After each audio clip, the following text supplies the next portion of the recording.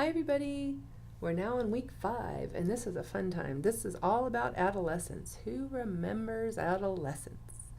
Adolescence is a very fascinating and challenging time for parents and children. Some of us still struggle with things that happen in our adolescence. As a matter of fact, one of my marriage and family therapist friends told me that all of the maladaptive behaviors she sees in her adult patients have to do with unresolved adolescent issues. So this is a pivotal time. This is a very pivotal time. So we're going to talk about the biosocial development in chapter 14, the biology of this developmental stage, right? Puberty. Yeah! Tough time. Puberty begins. Age and puberty. And now it seems that puberty's getting a little bit younger, especially in girls. But, and for you boys out there, I have to use the word menstruate. But it's happening earlier and earlier and earlier in girls, and they think it has to do with the steroids and things that are hormones in our foods. But still, it's happening. So this is the time where puberty begins. Boys' voices start to change. Their bodies start to change.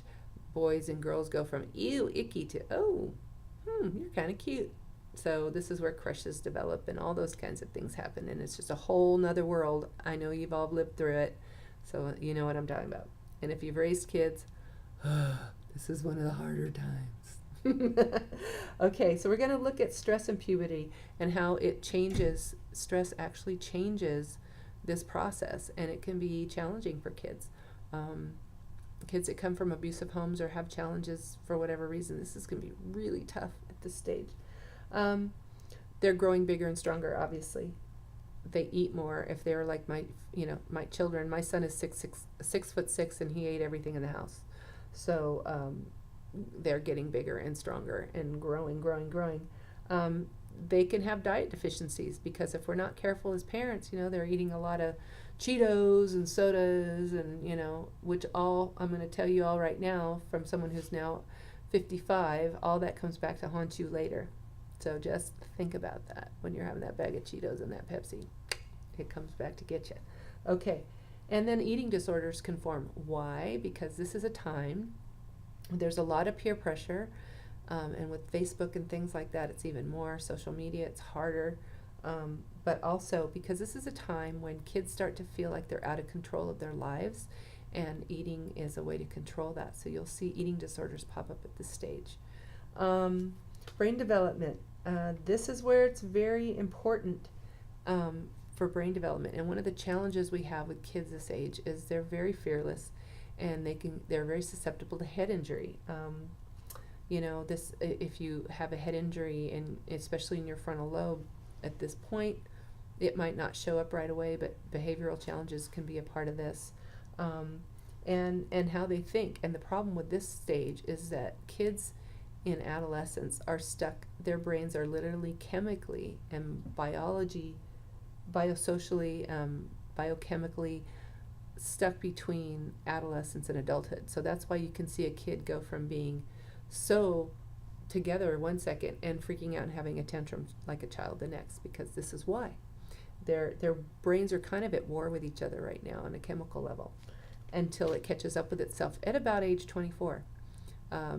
That's why you'll see, like I saw it with my children, when they hit about 24, all of a sudden they were like adults. Prior to that, it was just, come on. But, that's normal. And then sexual maturation. So this is a very, very interesting time. This is where kids can get in trouble. This is where they start exploring with sex and maybe even getting pregnant. So this is a very, very challenging time. We need to be very very on top of it as parents and as a society, because even though they think they got it all going on, they aren't emotionally or mature enough to handle it. Then we're going to go into chapter 15, which is cognitive development. We're going to look at logic and the self. Again, their cognition, as I said, their brains are kind of at war with each other, so this can be a really tough time. Egocentric behaviors are very common, meaning they're very egotistical. And this is like I was saying about my therapist friend. This is where you'll see people who have big ego problems in adulthood. They've never processed through this stage. They're still stuck in this adolescent egocentric style of being. And then they actually form operational thought. We're going to talk about that. Their brains actually can process information in a whole more complex way. Operations. If I do A, B, and C, D, whatever. That's why they're studying algebra and things like that in school. There's two modes of thinking. They have their intuition and their analytic brains. They start to develop these even deeper, and dual processing of the brain. They can actually process things in a whole different, more complex way, a more adult way. And then we're looking at technology and cognition, and we're going to actually explore addiction. And there's a lot of research out there.